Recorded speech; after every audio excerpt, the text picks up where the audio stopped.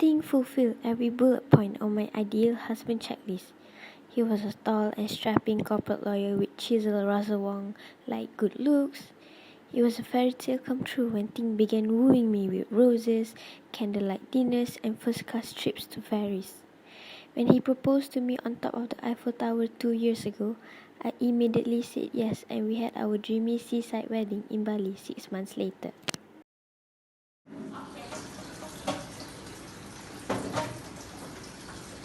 Hey Ting, Siti, why are you washing the dishes? I mean, don't you have a dishwasher? Oh, it's just something that I've always done since I was a boy, too. After we got married, we moved into his mother's bungalow. While women's magazines do warn about staying in with the in-laws, I figured that the 4-story house was big enough for everyone to live comfortably and maintain some semblance of privacy. Besides, Ting and I had the whole top floor to ourselves, and we still could have friends over for drinks at the rooftop lounge without disturbing his mother, whose room was at the ground floor.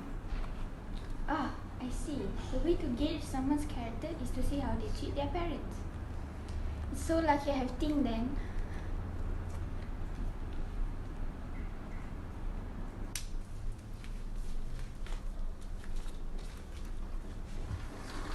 Ma, I'm home.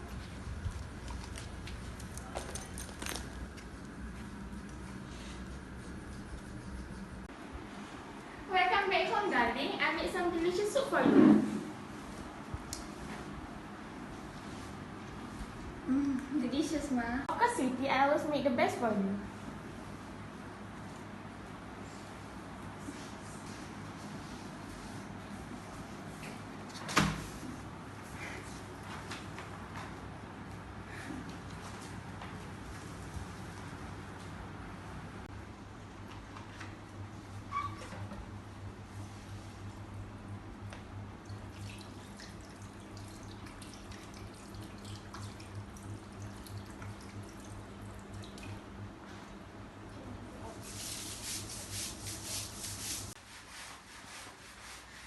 Amma, what are you doing up here? Didn't the doctor advise you not to go up the stairs? You're back, Amma.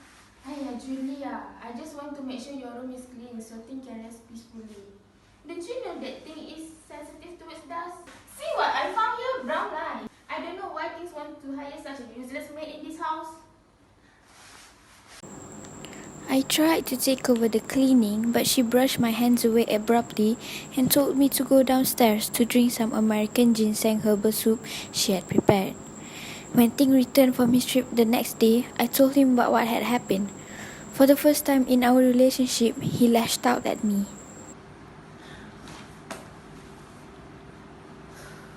What's wrong? I saw my brushing the toilet this morning. How can you let an 80-year-old woman do this? You know what the doctor said? Why didn't you tell one of the maids to do it? I tried there, but she told me they weren't doing a good job. So? Something about brown. So the maids were goofing off and you didn't know about it? Julie, I expect more of you. As my wife, you need to help me to take care of my mom. I'm going to see her about this. The 2 maids were fired the next day, and we had to wait a week before the new domestic helpers came in. Out of goodwill, I offered to take a few days off to help with the household chores. But you're supposed to give them time to find a new place, new job.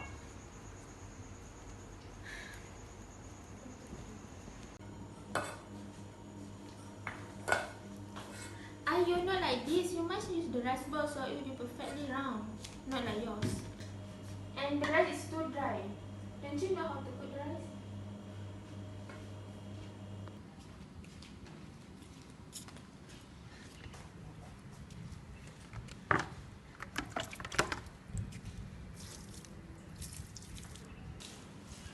Jules!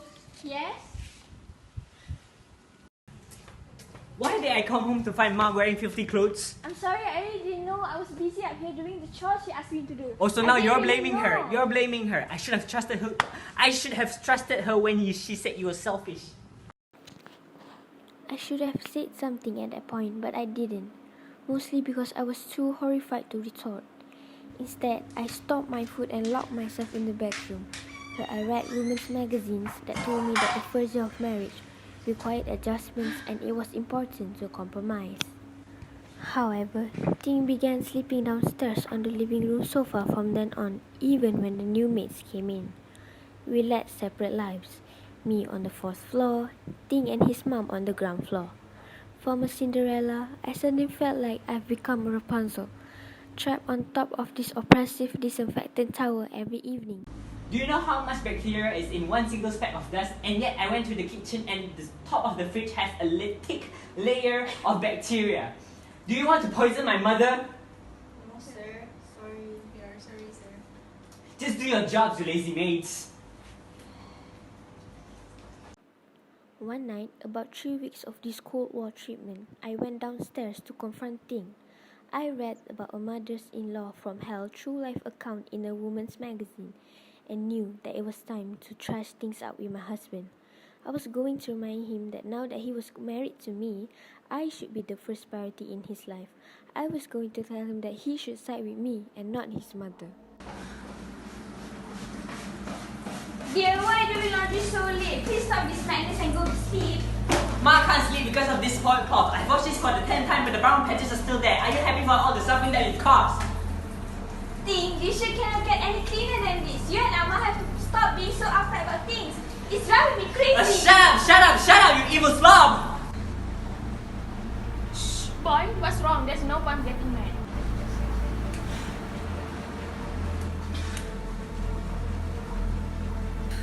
I ran out of the house as fast as I could. I ran and ran for goodness knows how long until I reached a police station. Ting's mother was screaming hysterically while clinging onto her son's semi-conscious, convulsing son. Apparently, while she'd been confronting him, Ting proceeded to down the bottle of the liquid bleach he's been clutching in his hands. He went into cardiac arrest and passed away while his stomach was getting pumped in the emergency room. In a way, this tragedy was a blessing in disguise. Ting would have hated a messy divorce. Since he hadn't prepared a will, by default, most of his possessions went to me. As my last wifely duty, I liquidated his assets and used that money to book his mother into a posh senior citizen's home.